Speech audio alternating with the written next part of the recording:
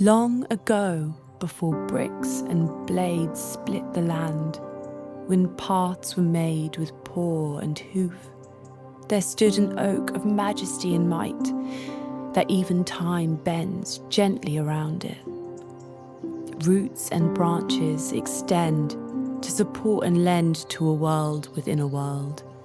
Some say it's a door, others a guardian, but the old folk whisper it was once a king, crowned in the cradle of our homeland, and it has watched over its people for more than 1,000 years. In days gone by, the world was a tangle of root and leaf.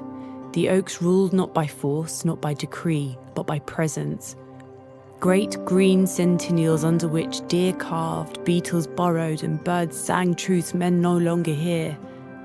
This old oak grew alone but never lonely, for within its bark thrives a lively but quiet universe of creatures. 2,300 beings made home in its limbs and hollows.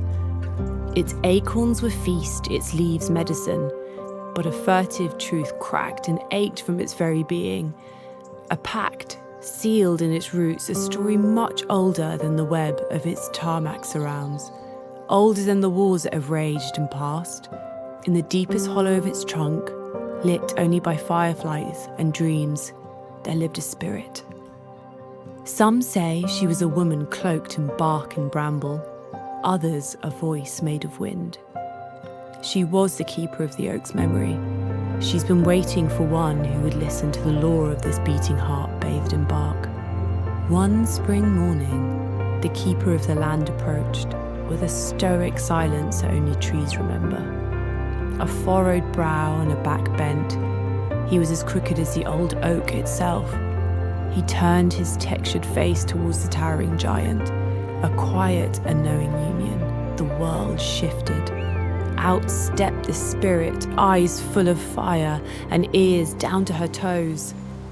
"Man of quick roads and noisy skies," she said, "do you know what you touch?" The old man shook his head. "This is no tree. It is a kingdom, a library, a breath older than your oldest tales."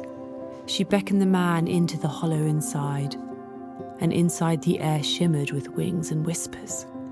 "Each year this old oak grows a ring," said the spirit, "to remember through storm and drought, fire and frost it endures.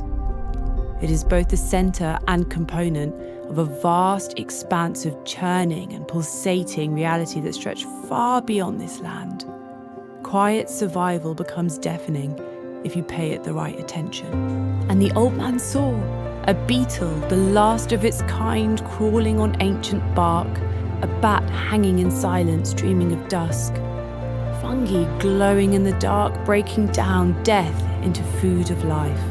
Over the many years, as the leaves have surely dropped, bud, flowered and dropped again, the hastened greed of mere mortals has forgotten it is not gold that is shrouded in this oak, as many men have mistakenly rumoured. For this value cannot be mined, extracted or removed. The old man listened.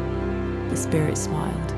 "Swear this," she said, "that what I give you will guard, that what I shelter you will protect, and that in your own small way you too will grow." The old man placed his quivering hand on the inner wall of the tree, felt it pulse, slow and steady. "I swear," he whispered. And in that moment, the old oak sighed, and the spirit vanished.